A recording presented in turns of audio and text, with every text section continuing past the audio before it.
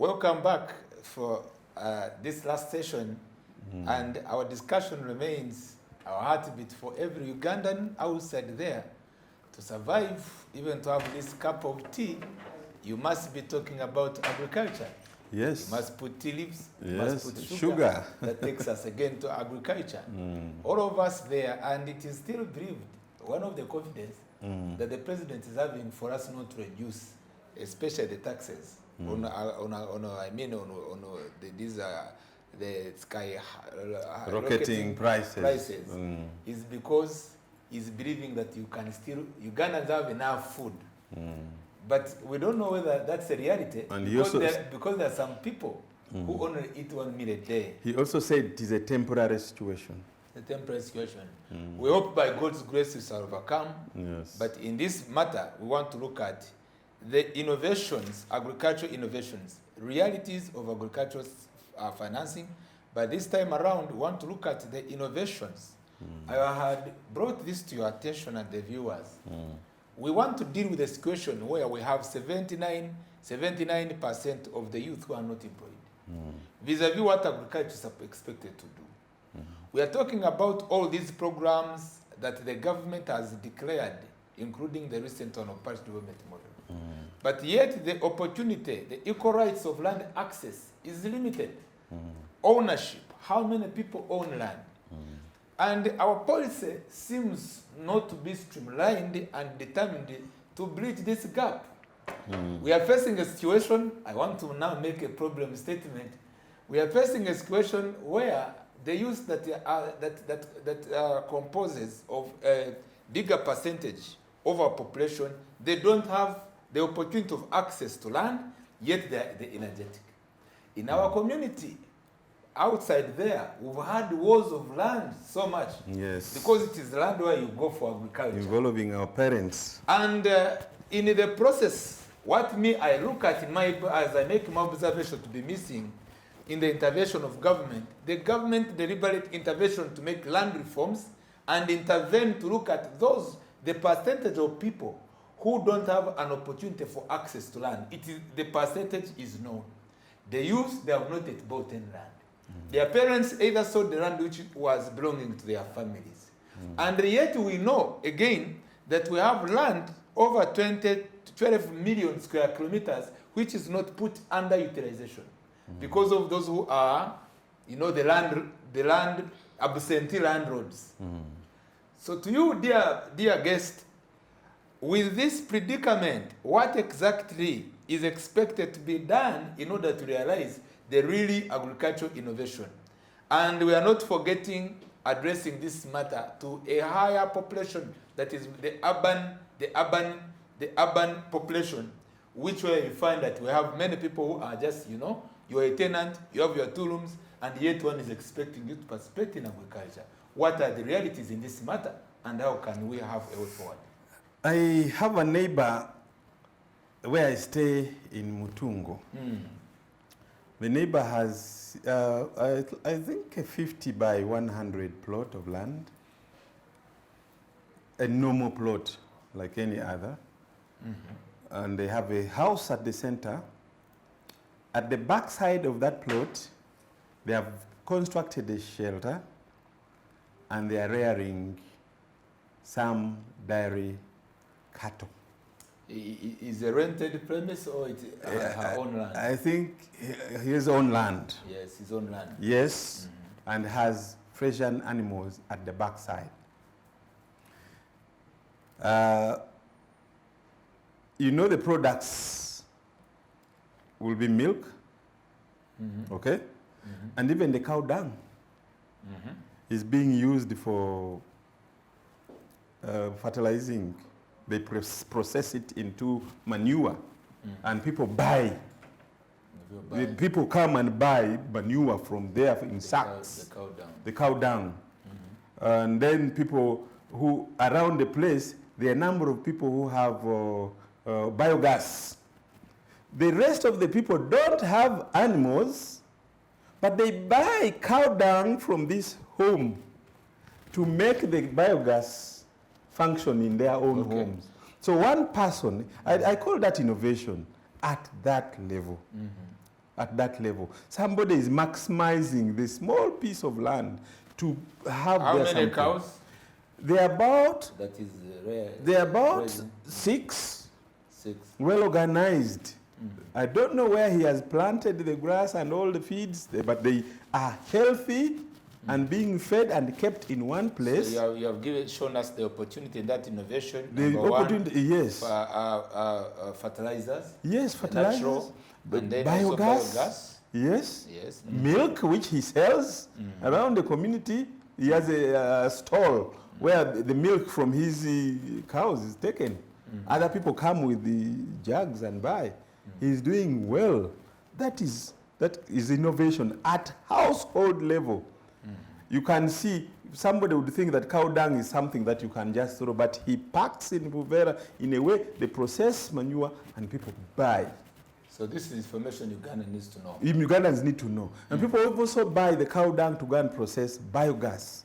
They don't have cows, but he's the one who produces the cow dung, which is used for making of biogas. Yes. And they use it for cooking. That is innovation. That's right. But at national level, agricultural mechanization is a matter of course. Take northern Uganda, for example. They have expansive land that if the government invested in partnership with the people of northern Uganda, for example, there would be serious mechanization because there is plenty of land in Acholi, in Lango and all. If they do it with good intentions, in partnership with the people, mechanization of agriculture would be one of the best things. As an innovation. As an innovation by government to work with the people on their own land, especially those who still have a lot of land. The other innovation should be finding a way to take water through Karamoja, like Amin had attempted to do. I don't know what else could be done for irrigation to be done in Karamoja, that fertile land, so that the people of Karamoja can diversify from their rearing of cattle, only rearing of cattle, so that they can have food, they can have mixed farming in that place. So that is another innovation that I think. Then there is the farming in greenhouses. Farming in greenhouses. In greenhouses. Yes. It is being practiced in some parts. That is for people who don't have much land. The greenhouse farming can also be... How is it being done? You know you are teaching and informing.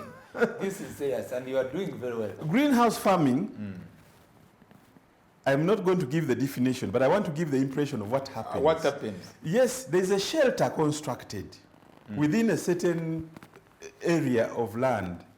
Sometimes soil and other things are brought to that greenhouse in bags and all, and the planting is not done in a garden. It is done in a prepared arrangement in that greenhouse. So where tomatoes flourish, because there is somebody who gives it attention. I think the model farm of the KCCA has an example of urban farming. Yes, yes. And then some parts of Kampala, they've been showing the greenhouse farming. So that you don't have to say, I need to have so many acres. Okay? This farming is intensive. It is in a small place, but you do so much, but you may require that you specialize. If you're going to do tomatoes, you will have to do tomatoes, and you establish your supply chain where you get tomatoes from here, like the supermarkets that sell fresh tomatoes and other crops like that. So greenhouse farming could be another innovation in agriculture at household level, especially for those who say they don't have enough land. When you talk about land, people think about many acres. The president has shown giving model farms of 1 acre and 4 acres, but you will find that even those with the 10 acres, their land is simply lying idle. The agricultural extension workers, this is not innovation, but I want to put it that the agricultural extension workers either don't know what to do or they're just failing to do what they're supposed to do to help the people undertake these innovations that we are talking about to utilize even their available land. The other problem that I see, this is also not an innovation, is the young people themselves who don't want to go where the land is, to participate in agriculture, to create jobs for themselves. They are buying motorcycles. They are buying motorcycles. They go and sell land to buy motorcycles and ride in Kampala here. I know a veterinary doctor who has excelled in Kampala here as a radio presenter and MC at functions. Even when he went back to study, he did communication studies and abandoned veterinary. What is your last recommendation in regard especially to recovery of funds, allocation of funds from non-productive and productive sector, and also enhancing agricultural industrialization and export? Your last recommendation, and to the person outside there who has been not in agriculture, to interest him to show that agriculture is the way to go. Uganda may not have so much money, but one thing we should avoid is wasteful expenditure. And then the cost of public administration should be cut. You have 2 minutes to go. The parliament is too big. There are so many people who hold offices that are irrelevant, offices that could be, that don't do much. You get the point? So, Uganda's cabinet is too big and costly. All those are innovations that would enable the government to cut down public expenditure and transfer these resources to agriculture and refer. So public expenditure should be cut down. Yes, another one as you conclude. They should also reduce taxes and expand the tax base.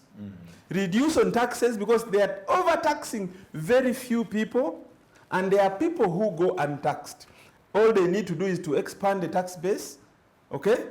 Reduce tax so that people are more willing to pay. If the taxes are not too much, the people will be more willing to pay. Expand the tax base, reduce taxes, we shall have more revenue to the country and possibly be able to fund our own economy. Yes, thank you so much, dear viewers and listeners, for, to this program, the POLICON, every Thursday, don't miss from 9:30 to 11, and we stay, tuned on Go TV channel 394, and Smart 24 TV is the best TV that you cannot miss, that drives business.